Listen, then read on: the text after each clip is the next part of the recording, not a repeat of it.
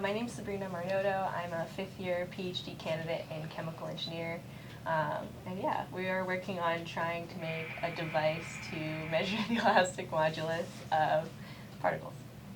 Hi, I'm Avi Patel. I'm a fourth-year chemical engineering student pursuing a minor in material science, and I am a co-op here at Hashmi Labs working for the next 6 months, and I'm working under Sabrina Marnoto for her product.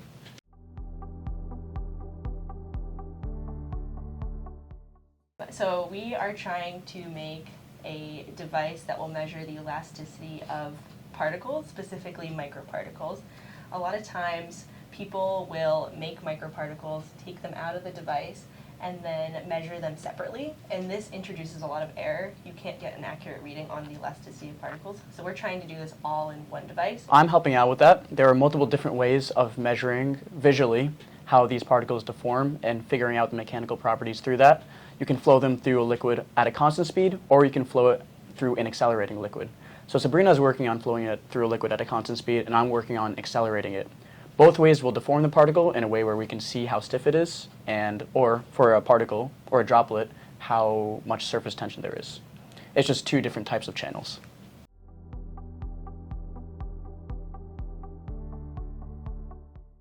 So the problem that we're trying to solve is that we are trying to make a tool where we can continuously measure the elastic properties and shape properties and size properties of microparticles.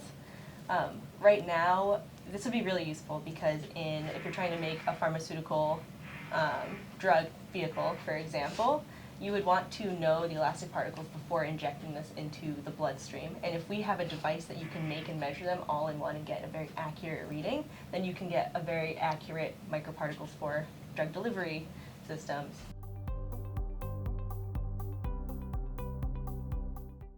Yeah, there's a lot of educational and professional benefits. I've been doing this for 5 years, and I was one of my PI's first students, so you get a lot of experience building the lab and also a lot of independence with your project and problem-solving skills. So I think the main benefit are those problem-solving skills that you do gain from working in a lab and working on this project. We're trying to do something that people haven't done before, which arises a lot of problems that we face along the way. So trying to face those and stay patient and stay persistent has been probably the biggest benefits. Of course, I agree. So academically, after working in this lab for 3 months, initially I had expected that my higher level classes like fluid dynamics and heat transfer would be super relevant for working here.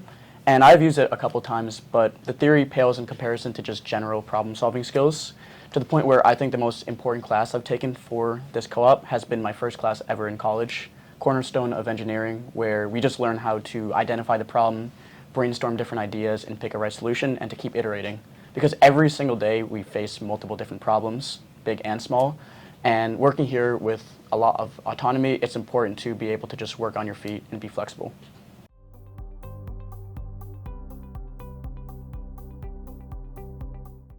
I think an aha moment actually was seeing Avi's data pretty recently. He showed me some data where he had some particles actually clogging his channel. And we've been having a lot of issues with making sure that our particles are actually particles and not something else like a droplet or a capsule or a gel-filled drop. And just seeing Avi's videos and images that he took where he saw particles that we could clearly see actually being made kind of gave me a lot of hope with the project and its trajectory, and just kind of gave me that sense of like, we can do this. Yeah, it's exciting because research is one of those things that's 1% success and 99% failure. But the most exciting discoveries kind of happen when you fail and you notice something new. So when my device clogged, I eventually had to throw it out, but at least seeing that the particles solidified was something that was super exciting because it wasn't something I was anticipating that day. But again, being flexible and being able to work with that and being able to get new knowledge from those different experiments has been super illuminating.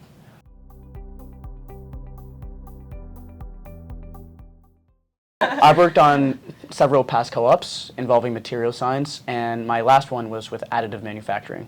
And so with this and microfluidics, at first I didn't really expect there to be any kind of overlap between the two, but after looking at some of the talks and hearing what other people's work has been in this lab, I found that, for instance, for inkjet printing, you have complex fluids flowing through narrow channels. It's extremely similar to the work being done here where we're flowing complex fluids through narrow channels.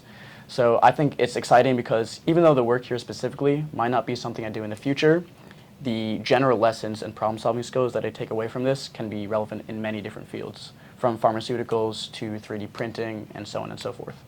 I'm a fifth-year PhD student, so I've been doing this for 5 years. Not the specific project, but just similar projects, a lot of problem-solving, a lot of research. It's kind of solidified. It hasn't changed my trajectory, my career trajectory goals, which are to work in research in an industrial lab. But it solidified my want to work in research in an industrial lab.